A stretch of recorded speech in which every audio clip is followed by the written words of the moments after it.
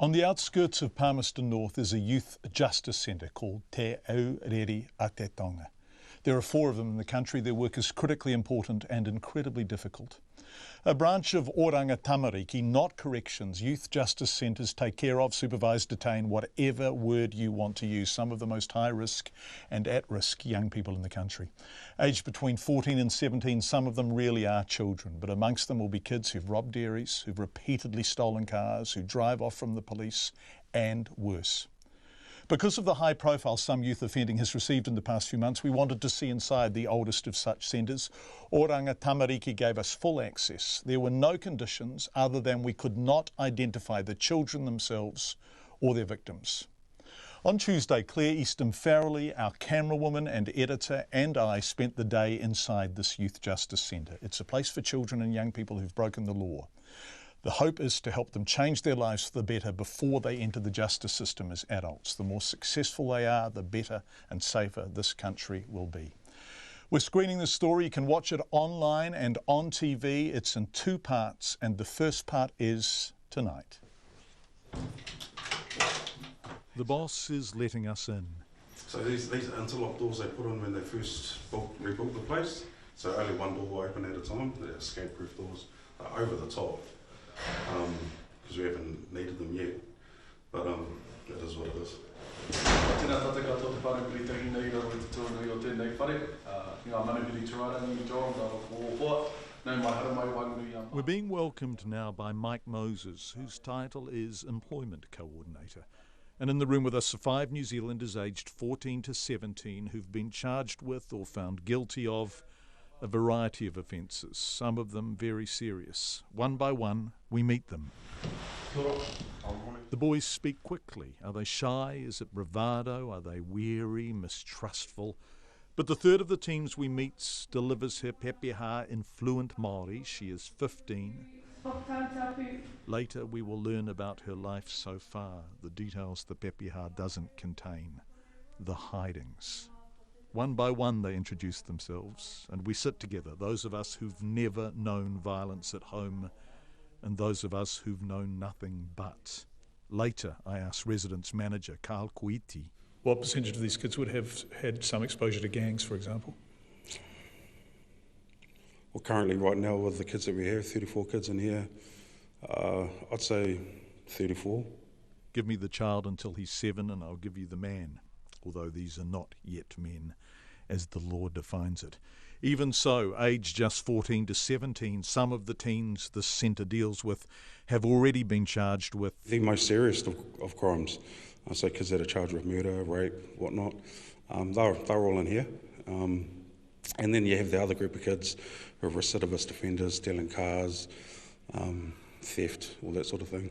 I did some arsons, some breaches, some other stuff, aggravated and aggravated, so yeah. That's robbery with some force. Yeah, yes it is. It took me by surprise, that admission. My son is the same age. What makes a child too young to even legally drive or see an R16 movie, commit arsons, and what they all just call ags? What was her childhood like? Well, it was pretty bad. Could see just people getting hidings every day. Was your house violent when you were little? Yeah. You just see my parents getting hidings sometimes, my mum getting all the hidings, and some others. How old are you? 15. 15? Yeah. You've lived a lot of life for 15, haven't you already? Yeah, I have. And what do you want to do now? What is your dream? I want to work with animals. Yeah, I want to be at least a vet or a farmer. Arsons and ags, and she wants to be a vet or a farmer. And the thing is, we will all win if she becomes one. That's what they're charged with here, taking kids damaged by everything who are already sharing the damage and making them hopeful. These are our babies, these are our mokopuna. This is Sarah Tepania, who comes in and teaches here. We'll hear more from Sarah later. But when home has failed them and school has almost always chucked these children out, Sarah's here to show them someone cares. Someone cares enough. The system out there has let them down enough. So I'm in here because hopefully I can make a difference. I know that sounds corny. Sorry, it's a bit of a cliche. But if the cliche is made flesh, then maybe fewer arsons, fewer ags, fewer broken children passing the breakage on. Why are you in here? Because I offended. And you don't want to tell me about the offending? No, But it's not something you're proud of, obviously. no. And how long have you been in here for? I'm going on my 8th month. And can you tell me about your background? What was your home like as you were growing up? My dad was, when I was growing up, my dad used to just be very violent, and he was gambling a lot. And that's kind of what triggered my mind to just getting into trouble and doing what I do now. I don't blame it on him, but that's just how I was taught. That's just how my dad was raising me and my siblings. So that's just how I think now, that it's normal for me to go out and offend. Yeah. But I have a sense, and I don't want to put words in your mouth, that you're hoping for more than that now. Yeah, I'm hoping to get out and change my life and not. I want to be a beauty therapist. A beauty therapist. This is a girl who was repeatedly beaten when she was little. My dad just used to beat me, my siblings and my mum just for no reason at all, just because he felt like it. Like, he was the one with the power. Yeah. So violence was what you knew. Yeah. And did you become violent? Yeah, I did. The majority of our young people will come into the youth justice, within the youth justice system, and they've been involved with Child Youth Family or Rangatamariki for quite a while. They would have either been under care and protection orders, meaning they've been taken out of the care of their immediate whānau due to risks and safety factors that are presenting within their household. A lot of our young people, I'd say a very high percentage of our young people, have been surrounded by alcohol and drugs within their lives. A lot of them use alcohol and drugs, a lot of them have addiction issues. A lot of our young people have experienced or witnessed domestic violence. Violence is almost a given in their childhoods. Not always, but nearly always. And the girls often get different violence from the boys.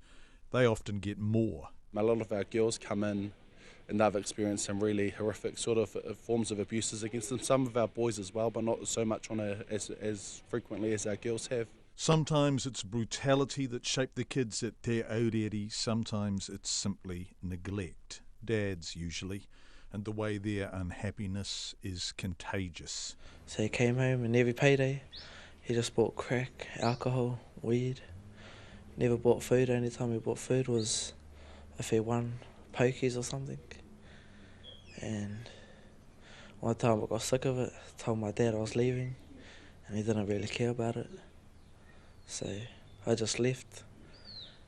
Yeah, started getting in trouble. And you were 13? 13, yeah.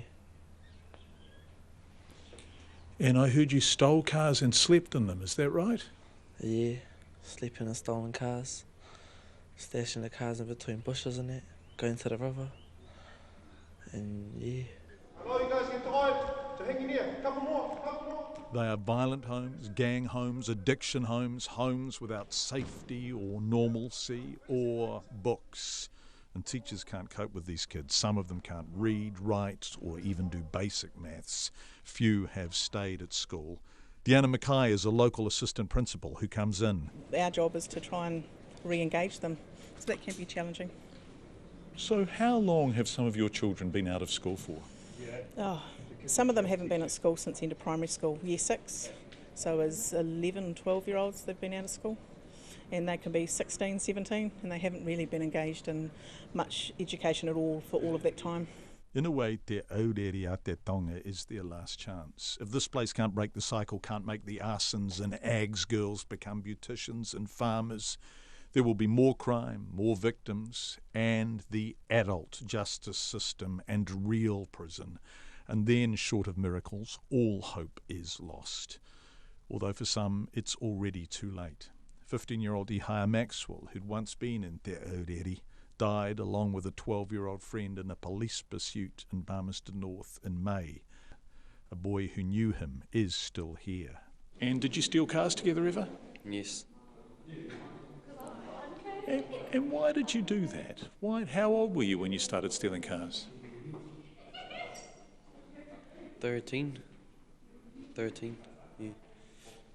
Why? Why did you steal cars and drive fast?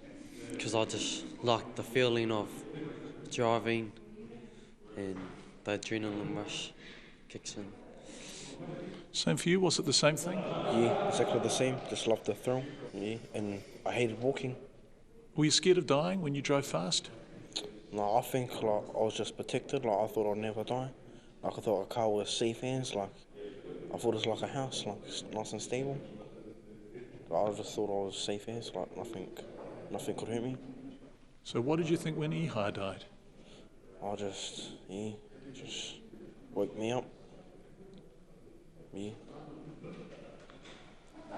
Were you scared of dying when you drove very fast? I mean, you must have. You seem like a bright kid to me. You must have known that was possible. No, I didn't actually think I would die.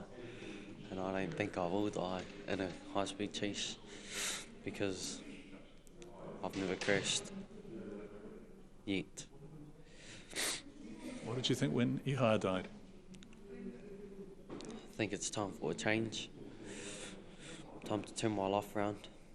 The wake-up, that's what they're after here. The dreams of something better or the knowledge of what failure really costs. No more chances. They have to get it right. And to do that, Carl Koiti says, you have to give them what they've never had, something approaching a childhood. When they come in here, what we do is we treat them as kids, because sometimes for the first time it's their opportunity to be a kid. So everything that we do here is aimed at that, and it's different. When you think about them as a youth offender, you've got to think about the risk mitigation and stuff. When you think about them as a kid, you think about, okay, how can we make this kid's journey a little bit better? And it's simple stuff, having positive conversations, providing opportunities for them, dangling the right carrots, because kids will work their bums off if they get the opportunity to work towards something, and we just give it there and make it achievable. Make them work hard though, and then you get what you get now. You get these kids who are some of the toughest kids in the country who are just normal, typical Kiwi kids. Carl Koiti, the residence manager, ending part one of our journey into that youth residence centre, Youth Justice Centre, just outside Palmerston North. Part two will be tomorrow night. We'll talk to some of the staff at length, including some of the wonderful teachers. Do join us tomorrow after 5.